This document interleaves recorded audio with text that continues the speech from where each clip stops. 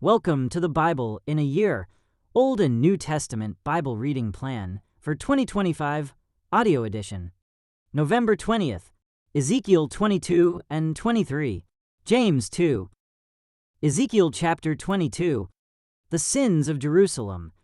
Now this message came to me from the Lord. Son of man, are you ready to judge Jerusalem? Are you ready to judge this city of murderers? Publicly denounce her detestable sins, and give her this message from the sovereign Lord. O city of murderers, doomed and damned, city of idols, filthy and foul, you are guilty because of the blood you have shed. You are defiled because of the idols you have made. Your day of destruction has come. You have reached the end of your years. I will make you an object of mockery throughout the world. O infamous city, filled with confusion, you will be mocked by people far and near. Every leader in Israel who lives within your walls is bent on murder. Fathers and mothers are treated with contempt. Foreigners are forced to pay for protection. Orphans and widows are wronged and oppressed among you. You despise my holy things and violate my Sabbath days of rest. People accuse others falsely and send them to their death. You are filled with idol worshippers and people who do obscene things. Men sleep with their fathers' wives and force themselves on women who are menstruating.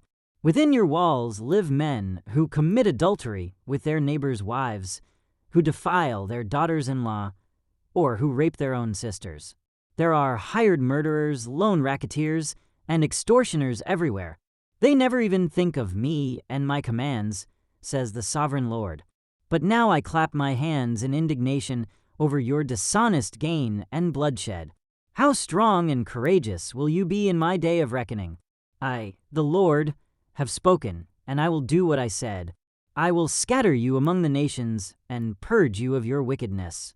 And when I have been dishonored among the nations because of you, you will know that I am the Lord.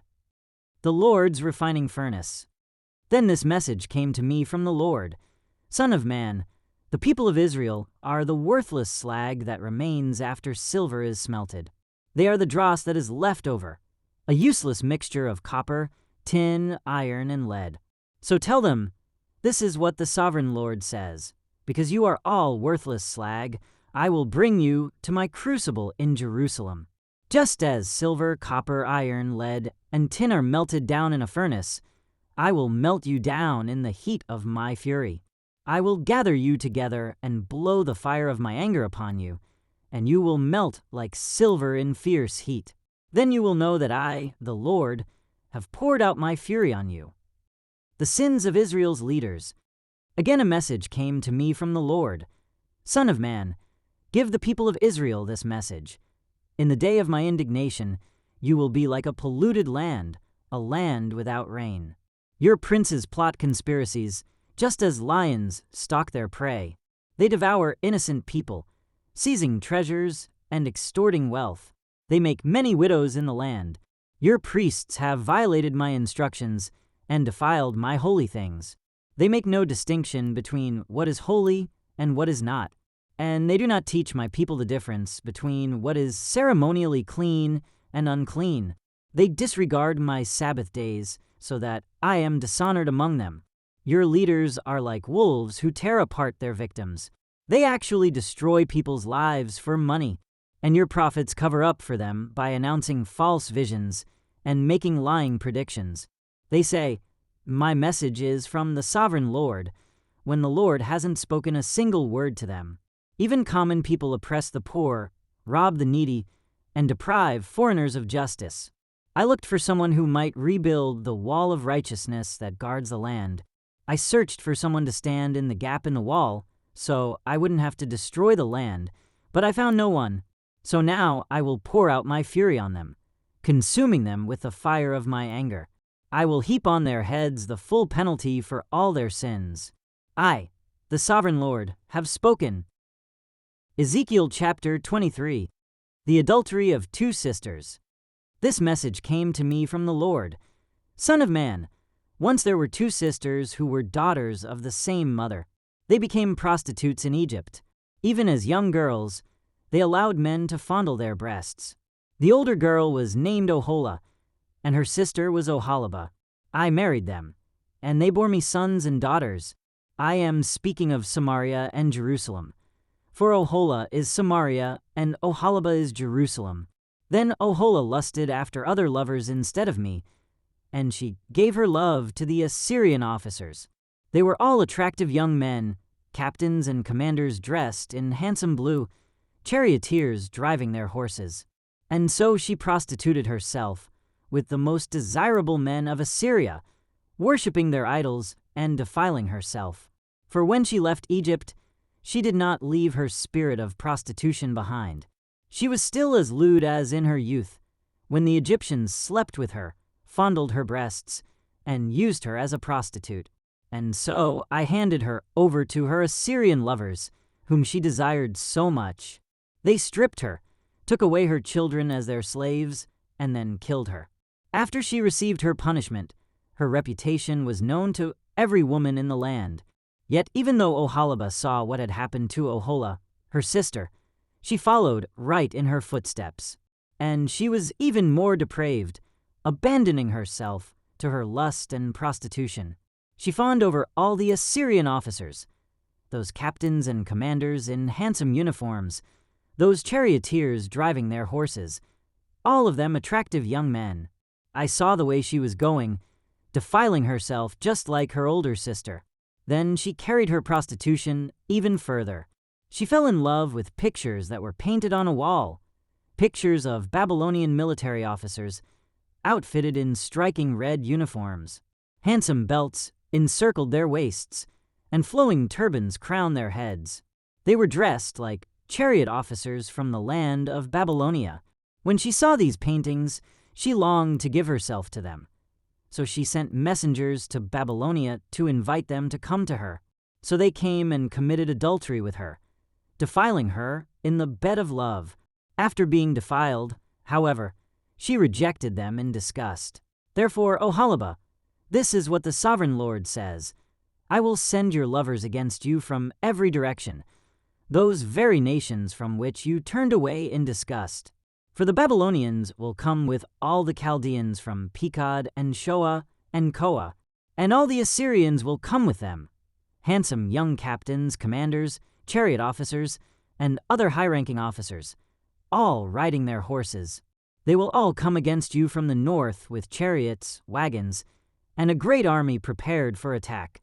They will take up positions on every side, surrounding you with men armed with shields and helmets. And I will hand you over to them for punishment, so they can do with you as they please. I will turn my jealous anger against you, and they will deal harshly with you. They will cut off your nose and ears, and any survivors will then be slaughtered by the sword. Your children will be taken away as captives, and everything that is left will be burned. They will strip you of your beautiful clothes and jewels. In this way, I will put a stop to the lewdness and prostitution you brought from Egypt. You will never again cast longing eyes on those things or fondly remember your time in Egypt. For this is what the Sovereign Lord says: I will surely hand you over to your enemies, to those you loathe, those you rejected. They will treat you with hatred and rob you of all you own, leaving you stark naked. The shame of your prostitution will be exposed to all the world. You brought all this on yourself by prostituting yourself to other nations, defiling yourself with all their idols. Because you have followed in your sister's footsteps, I will force you to drink the same cup of terror she drank. Yes, this is what the Sovereign Lord says. You will drink from your sister's cup of terror, a cup that is large and deep. It is filled to the brim with scorn and derision. Drunkenness and anguish will fill you, for your cup is filled to the brim with distress and desolation, the same cup your sister Samaria drank. You will drain that cup of terror to the very bottom. Then you will smash it to pieces and beat your breast in anguish. I, the Sovereign Lord, have spoken, and because you have forgotten me and turned your back on me, this is what the Sovereign Lord says: you must bear the consequences of all your lewdness and prostitution. The Lord's judgment on both sisters. The Lord said to me, Son of man, you must accuse Oholah and Oholibah of all their detestable sins. They have committed both adultery and murder. Adultery by worshipping idols, and murder by burning as sacrifices the children they bore to me. Furthermore, they have defiled my temple and violated my Sabbath day. On the very day that they sacrificed their children to their idols, they boldly came into my temple to worship. They came in and defiled my house. You sisters sent messengers to distant lands to get men. Then when they arrived, you bathed yourselves, painted your eyelids, and put on your finest jewels for them. You sat with them on a beautifully embroidered couch and put my incense and my special oil on a table that was spread before you. From your room came the sound of many men carousing. They were lustful men and drunkards from the wilderness, who put bracelets on your wrists and beautiful crowns on your heads. Then I said, if they really want to have sex with old worn-out prostitutes like these, let them. And that is what they did. They had sex with Oholah and Oholibah, these shameless prostitutes. But righteous people will judge these sister cities for what they really are, adulterers and murderers. Now this is what the sovereign Lord says. Bring an army against them, and hand them over to be terrorized and plundered. For their enemies will stone them and kill them with swords. They will butcher their sons and daughters and burn their homes. In this way, I will put an end to lewdness and idolatry in the land, and my judgment will be a warning to all women not to follow your wicked example. You will be fully repaid for all your prostitution, your worship of idols. Yes, you will suffer the full penalty. Then you will know that I am the sovereign Lord. James chapter 2. A warning against prejudice. My dear brothers and sisters, how can you claim to have faith in our glorious Lord Jesus Christ if you favor some people over others? For example, suppose someone comes into your meeting dressed in fancy clothes and expensive jewelry, and another comes in who is poor and dressed in dirty clothes. If you give special attention and a good seat to the rich person, but you say to the poor one, you can stand over there, or else sit on the floor, well, doesn't this discrimination show that your judgments are guided by evil motives? Listen to me, dear brothers and sisters. Hasn't God chosen the poor in this world to be rich in faith? Aren't they the ones who will inherit the kingdom he promised to those who love him? But you dishonor the poor. Isn't it the rich who oppress you and drag you into court?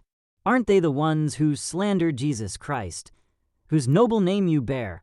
Yes, indeed, it is good when you obey the royal law as found in the Scriptures. Love your neighbor as yourself. But if you favor some people over others, you are committing a sin. You are guilty of breaking the law. For the person who keeps all of the laws except one is as guilty as a person who has broken all of God's laws. For the same God who said, "You must not commit adultery," also said, "You must not murder." So if you murder someone but do not commit adultery, you have still broken the law. So whatever you say or whatever you do, remember that you will be judged by the law that sets you free. There will be no mercy for those who have not shown mercy to others. But if you have been merciful, God will be merciful when he judges you. Faith without good deeds is dead. What good is it, dear brothers and sisters, if you say you have faith, but don't show it by your actions? Can that kind of faith save anyone? Suppose you see a brother or sister who has no food or clothing, and you say, "Goodbye and have a good day. Stay warm and eat well." But then you don't give that person any food or clothing. What good does that do? So you see, faith by itself isn't enough. Unless it produces good deeds, it is dead and useless. Now someone may argue, some people have faith, others have good deeds. But I say, how can you show me your faith if you don't have good deeds? I will show you my faith by my good deeds. You say you have faith, for you believe that there is one God. Good for you. Even the demons believe this, and they tremble in terror. How foolish! Can't you see that faith without good deeds is useless? Don't you remember that our ancestor Abraham was shown to be right with God by his actions when he offered his son Isaac on the altar? You see, his faith and his actions worked together. His actions made his faith complete, And so it happened just as the scriptures say. Abraham believed God, and God counted him as righteous because of his faith. He was even called the friend of God. So you see, we are shown to be right with God by what we do, not by faith alone. Rahab the prostitute is another example. She was shown to be right with God by her actions when she hid those messengers and sent them safely away by a different road. Just as the body is dead without breath, so also faith is dead without good works. Thank you for joining as we read through the Bible in 1 year. This has been day 324.